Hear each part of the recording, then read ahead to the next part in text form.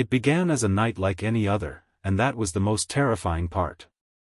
What happened in that small house on the edge of town could have happened to anyone, anywhere. The Miller house sat alone at the end of a gravel lane outside the quiet town of Maple Creek.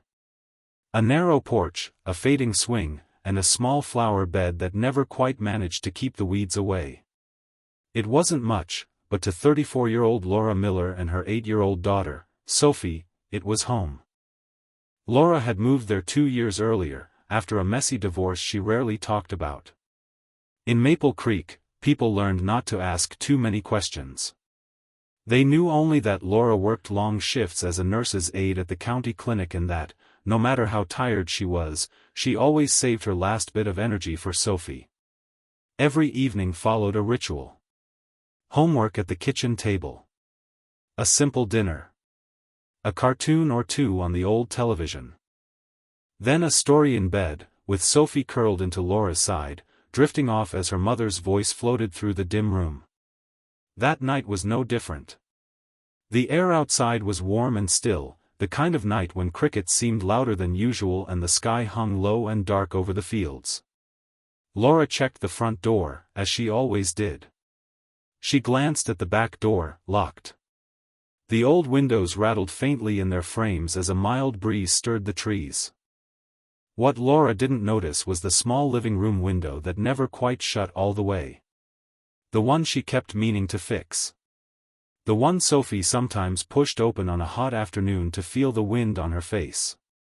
By 10:30, the house had gone quiet. The only light came from the small lamp in the hallway, casting a weak glow under the bedroom door. Laura slept on the far side of the bed, one hand resting protectively near Sophie's arm. Miles away, in a parking lot behind an abandoned warehouse, 4 young men sat in a beat-up sedan, arguing in low, excited voices. Ryan Cole, 21, sat behind the wheel, drumming his fingers on the steering wheel. He was the self-appointed leader of their group, a loose alliance that called itself the Night Vipers, when they wanted to sound tougher than they felt. In the back seat, Jason Ward scrolled through his phone, pretending he wasn't nervous. Tyler Brooks and Dylan Hayes, both barely out of high school, whispered to each other, their words a mixture of bravado and doubt. They had talked for weeks about doing something big. Something that would prove they weren't just bored kids hanging around town. A break-in. A mission. Nothing personal, they told themselves. Just a random house, far from neighbors, where nobody would see them. Weapons lay on the floor of the car, a metal bar, a heavy flashlight, tape, and gloves. Ryan had brought a small knife, more for show than anything else, or so he claimed. They had a simple plan: cut the power, get in, scare whoever was inside into submission, grab whatever they could, and vanish into the night. The address had been chosen almost casually. A house at the end of a gravel road, surrounded by fields, the kind of place everyone assumed was safe. As the sedan rolled slowly down that dark lane, its headlights off, the 4 young men leaned forward, peering at the outline of the Miller house. Inside, Laura and Sophie slept, unaware that the last quiet moments of their old life were already slipping away. Outside, the engine died. The crickets kept singing. And somewhere in the shadows, everything began to change. The first sign that something was wrong came as a tiny click in the night. At 2:13 a.m., the Miller house went dark. The hallway lamp, the humming refrigerator, even the digital clock on the nightstand, all died at once. Laura stirred, frowning in her sleep. It wasn't the darkness that woke her, it was the sudden, complete silence. No quiet buzz from the appliances, no soft whirring of the fan. For a moment, she thought the storm that had been forecast had finally rolled in and knocked out the power. But there was no thunder. No rain. Just the heavy quiet of the countryside. She opened her eyes and blinked at the dim outline of the room. Beside her, Sophie shifted but didn't wake, still tangled in her blanket with one hand clutching the ear of a worn stuffed rabbit. Laura slid carefully out of bed, trying not to disturb her daughter. She padded toward the door, bare feet whispering against the floorboards, the familiar layout of the room guiding her through the darkness. Outside, Ryan moved along the side of the house, heart pounding, the small flashlight in his hand turned off now that the breaker box had been flipped. He had been surprised at how easy it was. No alarm. No dog. Nothing. He signaled toward the living room window. Jason was already there, gloved hands working quietly to ease it open. The window slid up with a soft scrape that sounded deafening to all four of them. Ryan climbed in first, landing on the worn rug with a muted thump. The others followed, one by one, holding their breath. The house smelled faintly of laundry soap and something sweet, maybe the cake plate on the counter, still holding crumbs from an earlier dessert. They paused in the darkness, listening. No voices. No footsteps. Bedrooms down the hall, Ryan whispered. In and out. Stick to the plan. Back in the bedroom, Laura paused at the doorway, listening. The house felt wrong. She couldn't have explained why, but the hairs on her arms lifted. Maybe it's just the power, she told herself, trying to calm the sudden flutter in her chest. She took a step into the hall. That was when she heard it, a board creaking near the living room, followed by a muffled whisper. Her breath caught. Hello? She called out, voice low but steady. Is someone there? The whispering abruptly stopped. Ryan froze, his hand tightening around the metal bar he carried. He hadn't expected her to be awake so quickly. This was supposed to be simple: get control, take what they wanted, leave. But now the plan was bending under the weight of reality. She's up, Jason hissed. We should go. We're already here, Ryan snapped back. Move. Laura took another cautious step, squinting into the darkness. The hallway seemed to stretch longer than she remembered. Behind her, in the bedroom, Sophie stirred and sat up, rubbing her eyes. Mom, she whispered, her small voice shaky.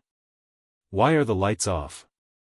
It's okay, honey, just stay in bed, Laura said, forcing calm into her voice. I'll check the fuse box. She never reached it. As she turned toward the living room, a shadow detached itself from the dark and rushed toward her. She saw a flash of movement, the outline of a face, and something glinting faintly in the faint glow from the window. Wait, she started. The words were cut off by the sudden, violent impact of the metal bar. Sophie heard the sound before she understood what it meant. A heavy thud. A short, sharp cry that didn't sound like her mother's usual voice at all. She slid quietly out of bed, heart pounding in her ears. The hallway seemed darker than she had ever seen it. From the doorway, she saw shapes moving, tall, unfamiliar figures crowding around a crumpled form on the floor. At first, her mind refused to accept it. But then one of the figures shifted, and for a brief second, the pale curve of her mother's cheek caught a stray thread of moonlight from the window. Mom? The word slipped out before she could stop it. All four intruders turned at once. For a moment, there was only stunned silence as they stared at the small girl standing in the doorway in a too-big t-shirt, clutching a stuffed rabbit to her chest. Ryan, there's a kid, Dylan whispered, his voice already shaking. This wasn't part of it, Tyler muttered. Panic flared in Ryan's eyes. This was never supposed to be like this. The plan had been tough talk and quick moves, not real faces and real fear. But somewhere along the line, the boundary between fantasy and reality had snapped. Get her, he ordered, his voice harsher than he intended. We can't just leave. Sophie backed away as one of them stepped toward her, hands reaching out. She turned to run, but the hallway was too short, and the footsteps behind her were too fast. Strong arms grabbed her from behind, dragging her down. She tried to scream, but a gloved hand clamped over her mouth. She kicked, clawed, felt rough fabric under her fingernails and the burn of panic in her chest. Keep her quiet, someone hissed. The next few minutes blurred into a rush of fear and pain. The men's voices overlapped, angry, nervous, arguing.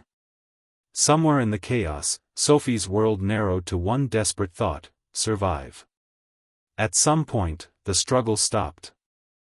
The house fell silent again, except for the ragged breathing of the intruders and the faint rustle of movement. Sophie lay limp on the floor, eyes closed, every instinct screaming at her to move, to run, to cry. Instead, she remembered something she had seen in a movie once. Someone had survived by pretending to be still. Invisible. So she didn't move. She slowed her breathing, ignoring the throbbing ache in her body, the taste of metal in her mouth. She let her eyelids stay heavy, her limbs slack. Is she? Jason's voice was thin. Looks like it, Ryan said, though there was a tremor behind his words. Come on. We've wasted too much time. Grab what you can and go. Drawers opened and slammed. Footsteps thudded through the kitchen. Someone yanked the small chain from around Laura's neck and ripped a drawer from the bedside table. Sophie listened to all of it, every sound etching itself into her memory. One of them walked close, so close she could smell sweat and cheap cologne, and nudged her shoulder with the toe of his shoe. She didn't flinch. Didn't breathe. Let's go, Ryan said finally. Now. The front door opened. A rush of cool night air swept through the house. Then the door slammed shut, and the footsteps receded down the gravel lane. Only then did Sophie let herself breathe. The silence pressed down on her, heavy and absolute. She rolled slowly onto her side, wincing, and pushed herself up with trembling arms. Mom? She crawled down the hall toward the still shape on the floor. Even in the dimness, she could see that something was terribly wrong. Her mother's face was slack, eyes half open, lips parted as if to speak one last word. Mom, wake up, Sophie whispered, her voice breaking. Please. There was no answer. Her small hands shook as she reached for the phone lying on the hallway table. She had seen her mother dial emergency services before, once when a neighbor collapsed. 3 numbers.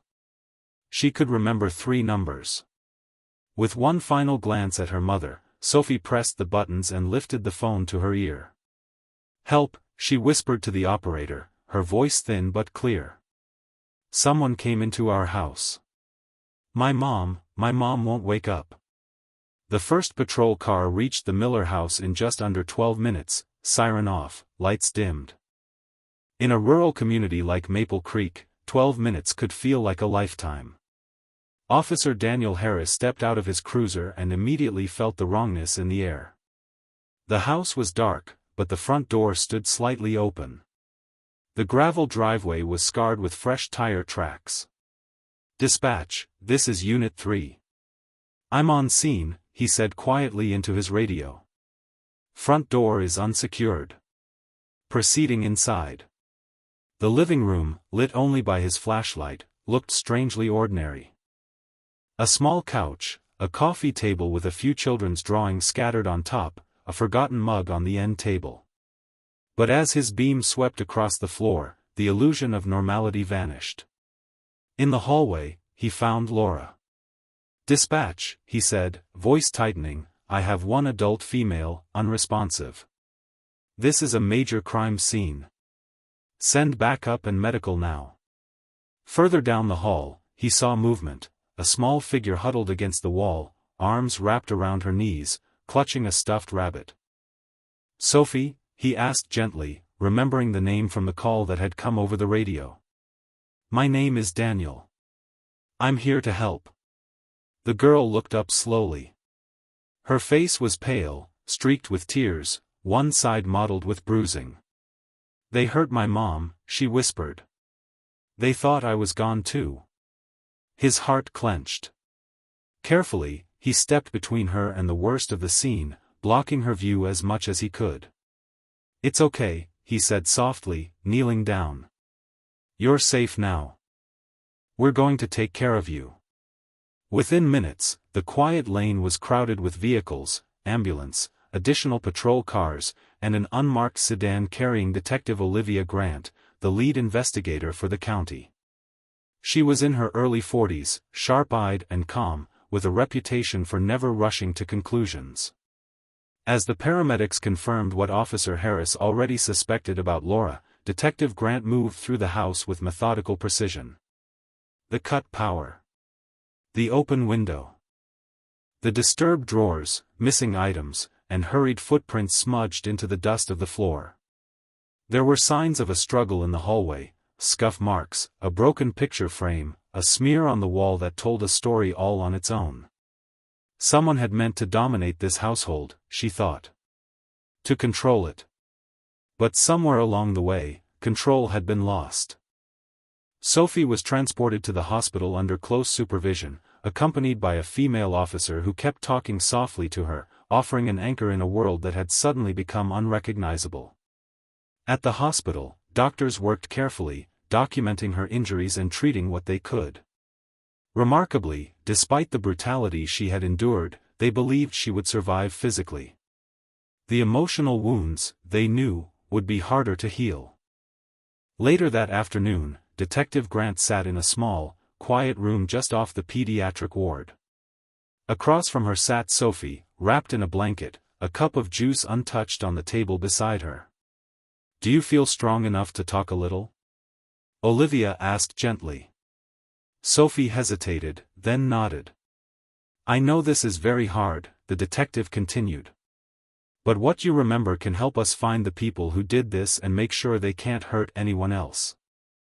Sophie swallowed, eyes flicking down to her hands.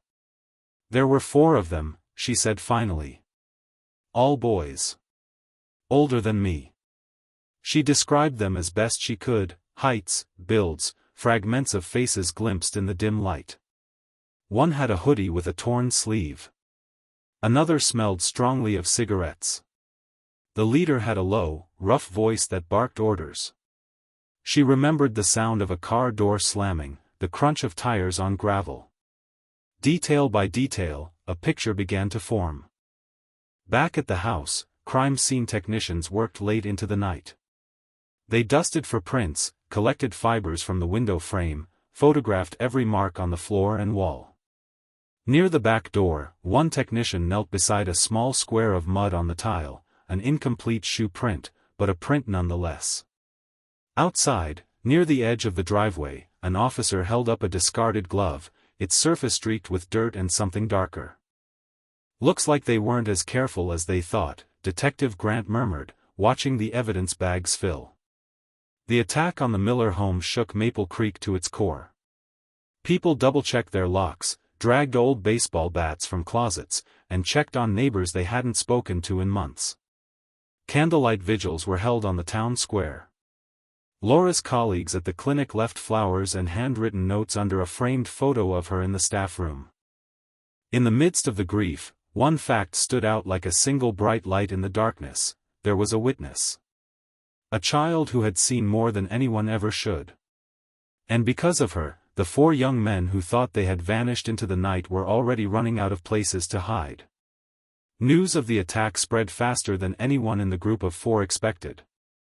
By the next afternoon, every local station carried the story: a mother gone, a child in critical condition, a late-night break-in at a rural home. The vague descriptions: 4 young men, dark car, unknown motive, did little to comfort anyone. In a small apartment on the edge of town, Ryan paced the living room, the television sound turned low but insistent. Jason sat on the couch, staring at the floor. Tyler and Dylan hovered near the kitchen, whispering in frantic bursts. "This is bad," Jason muttered. "They said she survived." "The kid survived."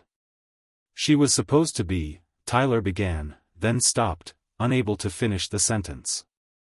"Stop saying that," Dylan snapped, his voice breaking. "Just stop." Ryan ran a hand through his hair, trying to cling to the tough persona he had worn so easily just days before. Now it felt like a costume that no longer fit. "We stick to the plan," he said finally. "We don't talk to anyone. We got rid of the stuff, right? The bar, the knife, everything. They got nothing. But they all knew it wasn't true. In the panic after the attack, their plan had fallen apart. They had driven toward the river, tossing some of the stolen items off a bridge, dumping the metal bar and knife into the water, wiping down what they could. Yet not everything had been destroyed. A watch ended up in a drawer by mistake. A chain was sold too quickly. A pair of gloves, Ryan was suddenly unsure about. Had they thrown all of them away? Had one fallen behind a seat? Days passed. Detectives traced the partial shoe print to a popular brand of sneakers, narrowing the search but not yet pointing to a single person. They followed tire tracks, canvas stores where similar gloves were sold, and asked questions in every corner of town. The first real break came from somewhere the four young men hadn't expected, from their own mouths. At a party 2 nights after the attack, with music blaring and drinks in hand, Jason had tried to shake off his guilt with nervous jokes. He boasted to the wrong person at the wrong time, exaggerating what had happened, framing himself as someone dangerous and untouchable. Random house, he bragged. Out in the sticks. Nobody even saw us. They never will. The person he was talking to didn't laugh. They left early, phone heavy in their pocket, and made a quiet call to the police tip line. I don't know if it means anything, the caller said, but this guy I know, he said some things about that house outside town. The one on the news. Detective Grant listened carefully as the tip came in, jotting down every name, every detail. Jason Ward. An old blue sedan. A friend named Ryan who liked to act like he was in charge. It didn't take long to pull together more threads. Ryan Cole had a record for minor offenses, trespassing, vandalism, a fight behind a bar that ended with a broken window. Tyler and Dylan had both been stopped before for riding in cars that didn't belong to them. Nothing major. But enough to put them on the radar. Surveillance footage from a gas station near the highway, time-stamped a little after 3 a.m., the night of the attack, showed a familiar sedan pulling in. 4 young men got out, jittery and tired. One of them wore a hoodie with a torn sleeve. Another paced near the pump, glancing around with exaggerated casualness. Detectives froze the frame, zoomed in, and exchanged glances. That's them, one said quietly. Arrest warrants were issued. The first to be picked up was Dylan, stopped while walking home from his part-time job. He barely made it past the first round of questions. His voice shook, his hands trembled, and the wall he had tried to build between himself and what had happened crumbled. I didn't want to, he insisted, tears spilling down his face. Ryan said no one would get hurt. He said it was just a scare. But then it went bad. He claimed he had tried to pull Ryan back, tried to stop Jason from going near the child, but the night had tipped out of control. He admitted to being there, admitted to entering the house, admitted to seeing what happened to Laura. You know there was a girl in that house, Detective Grant said quietly. She survived. She remembers you. Dylan closed his eyes. When he opened them, something in his expression had changed, a realization that no story, no excuse, could make this disappear. He gave them the names. All of them. By the end of that day, all 4 young men were in custody. In the interviews that followed, each tried, in his own way, to shift the blame. Ryan insisted he never meant for anyone to lose their life. Jason claimed he never touched the mother, that he had only followed orders. Tyler insisted he was barely involved at all, that he had only come along because he was afraid to say no. But the physical evidence, their conflicting stories, and, most of all, the quiet, steady testimony of an 8-year-old girl painted a different picture. The courthouse in Maple Creek was small, with creaking benches and faded flags, but on the days of the hearings it felt like the center of the world. Laura's family sat together in the front row, hands clasped tightly. Sophie, now walking carefully but steadily, sat between her grandparents. She held her stuffed rabbit in her lap, its once bright fur dulled by time and too many sleepless nights. When the 4 young men were led into the courtroom in handcuffs, a hush fell over the room. Ryan kept his eyes fixed straight ahead, jaw clenched. Jason glanced around nervously, searching for anyone who might still see him as more than the headline said he was. Tyler stared down at his shoes. Dylan's eyes were already red. The charges were read aloud. 2 of them, Ryan and Jason, faced the most serious counts, including murder. Tyler and Dylan were charged with assisting in the crime and with other serious offenses related to the break-in and assault. During the pre-trial hearings and, later, the full proceedings, the prosecution laid out the events methodically. The cut power. The broken window. The stolen items later found, some already sold or hidden. The gloves and fibers that matched clothing from Ryan's apartment. The shoe print compared to a worn pair of sneakers recovered from Jason's closet. Most powerful of all was Sophie's testimony. To protect her, the judge allowed her to speak from a smaller room down the hall, her image transmitted to the courtroom screen. Even so, the effect was profound. Her voice, soft but steady, described the sounds, the shadows, the leader's rough voice, the way one of them smelled of smoke, the way they had laughed nervously before everything turned violent. She didn't try to be dramatic. She didn't need to be. The simple truth of her words was enough. The defense attorneys argued that their clients were young, that they had been swept up in a plan they didn't fully understand. They tried to shift focus away from intent and toward fear, impulsiveness, and bad judgment. But the judge, and the jury, saw more than just poor decisions. They saw a chain of choices, planning, arming themselves, targeting a home, and continuing far past the moment when any of them could have walked away. In the end, the verdicts were clear. Ryan Cole and Jason Ward were convicted of murder and related charges. The judge, stern and visibly moved by the devastation left behind, sentenced both to life in prison without the possibility of parole. There would be no chance to walk free, no future that didn't involve locked doors and barbed wire. Tyler Brooks and Dylan Hayes received lengthy sentences for their roles in the crime, decades behind bars for assisting, for entering the home, for failing to stop what they knew was wrong. The court acknowledged their cooperation but could not ignore their part in the tragedy.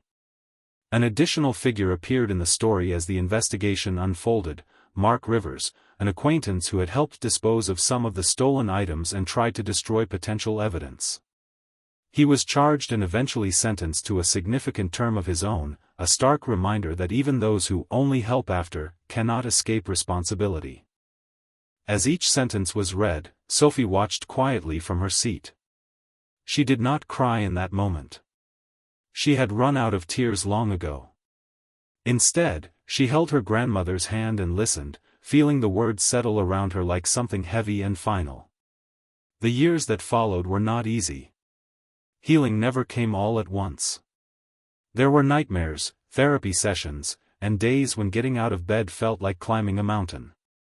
But there were also small victories: her first day back at school, her first night sleeping without the light on, the first time she laughed again and realized it didn't feel wrong. The community found ways to honor Laura's memory. A scholarship was created in her name for young people studying nursing, a tribute to the gentle care she had given patients at the clinic. Each year, on the anniversary of the attack, a small group gathered at the town square to light candles and speak her name, refusing to let her story be reduced to a headline. Sophie grew older. She worked hard in school, driven by a quiet determination that surprised even her teachers. She spoke sometimes at local events about safety, resilience, and the importance of listening to children when they say something feels wrong. By the time she reached adulthood, people in Maple Creek no longer saw only the child from the tragic news reports. They saw a young woman who had endured something unimaginable and, somehow, had chosen to build a life not defined solely by it. The house at the end of the gravel lane was eventually sold. New curtains hung in the windows, and fresh flowers appeared in the garden. Life, stubborn and steady, went on. Yet for those who remembered, the lane would always carry an echo, a reminder of how fragile ordinary nights can be, and how courage can sometimes be found in the smallest, quietest voice in the room. And so the story of Laura and Sophie Miller did not end only with loss, or with the sentences handed down in a crowded courtroom, but with the simple, enduring fact that from the darkest night, a survivor rose, carrying both memory and hope into the light of another day.